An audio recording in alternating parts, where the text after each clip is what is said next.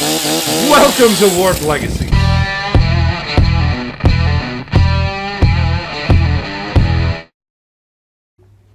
So, I told you in the last video that I've been meaning to do a review on this chainsaw for quite a while, and I just haven't gotten around to it. I've had this footage for quite a long time, but I haven't put it together and put my actual review in audio, or video for that matter. This is the Poulan Pro PR5020. That means it is a 50cc engine with a 20-inch blade. Now, this is actually the first time I opened this chainsaw and got it started up. One of the things that I read in other reviews was that this thing used a ton of bar and chain oil, so I got a big jug of bar and chain oil. And I can tell you upon use that this thing does spray bar and chain oil all over the place. And from everything I've read, it doesn't have an adjustment on it, and I haven't found an adjustment.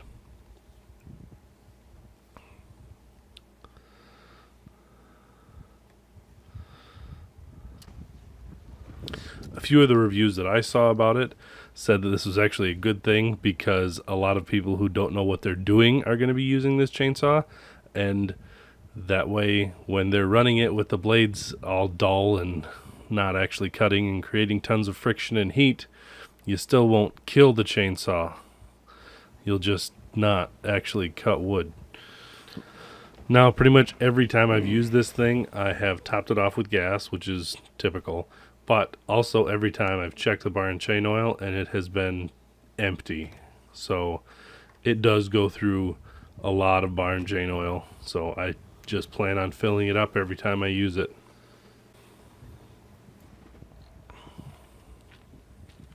Now, the fuel oil mixture in this thing is a 50-to-1 mixture.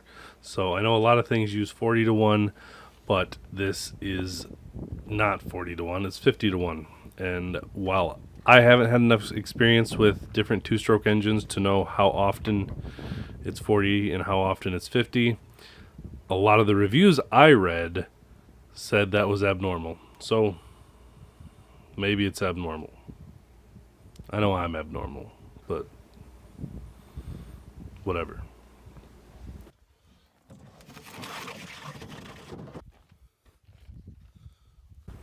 Now, this is the first time I have had it filled up and I have tried to start it. And I did have a little bit of trouble getting it to stay running the first time I used it. But that is my fault because I didn't give it enough time to warm up before I took the choke off. And as soon as it was actually warmed up, it ran fine and didn't give me any trouble at all. Now, Drew has a Poulan chainsaw as well. It is a little smaller than mine. I don't know what model it actually is, but he says that he has that same type of trouble getting his to run from a cold start.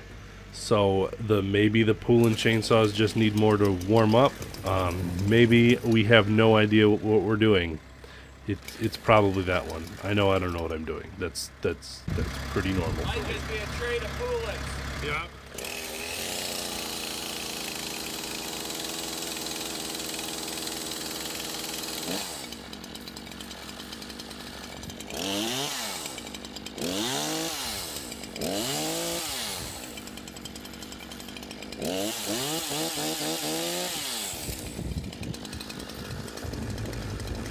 Alright, now let's get this thing out and actually cut some wood with it.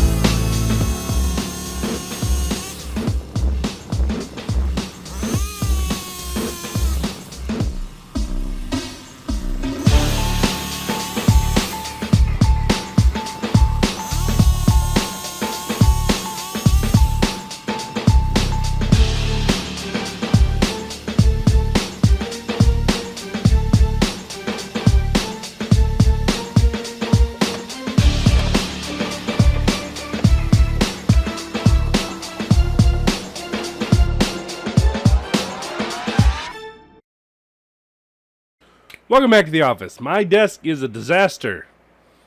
I have a carburetor on my desk. And some dirty spark plugs. And a whole bunch of other crap that shouldn't be there. I also have these. The welcome packages that were supposed to go out to the patrons long time ago. They're actually here. They're together. Camera. There you go. They're here. They're together. They're almost all ready to go out. So, now that I've told you about them, I might actually hold myself accountable to actually sending them out.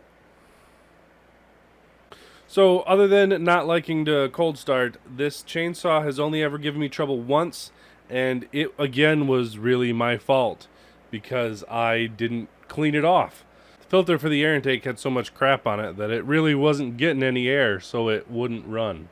So after I cleaned that out and did general upkeep maintenance, basically cleaning out everything else, once I cleaned it all out, it worked fine again after that and haven't had any trouble with it since. One of the things that I forgot to say that I think is really cool about this chainsaw in particular is the tool to take off the blade and adjust things has a storage thing right in the bottom of the underneath the handle. You can see it in the picture right there. And that is very useful to have right there all the time. You're not going to lose it because it fits right into the chainsaw. So it's not a separate tool that's floating around somewhere that's going to get taken away. I'm going to throw a link for this chainsaw in the description. And I'll probably throw a link for some bar and chain oil and sub. I'll probably throw a link for some bar and chain oil and some two-stroke oil in there as well. I'm not editing that out. Now those are going to be Amazon affiliate links as well. I fairly recently, well, actually it wasn't recently at all. It was getting close to 3 months ago now. I got myself signed up for the Amazon affiliate program, which means when you buy stuff through the links that I provide, I get a little bit of money for that. Well, I am hoping this is another source of income to help support my family. I am not going to turn all of my videos into Amazon advertisements from now on. Nope, it's just not going to happen, but the next couple are going to be. Yup. When you sign up for the Amazon affiliate program, you have like 3 months to come up with a certain number of sales, or they just kick you out, and I haven't done anything with it, so I haven't made any sales, so I'm trying to make up for that in the last couple weeks that I have. Thank you for visiting Warp Legacy. Until next time, I'm Twan. Go define your legacy. And yes, I shortened the outro.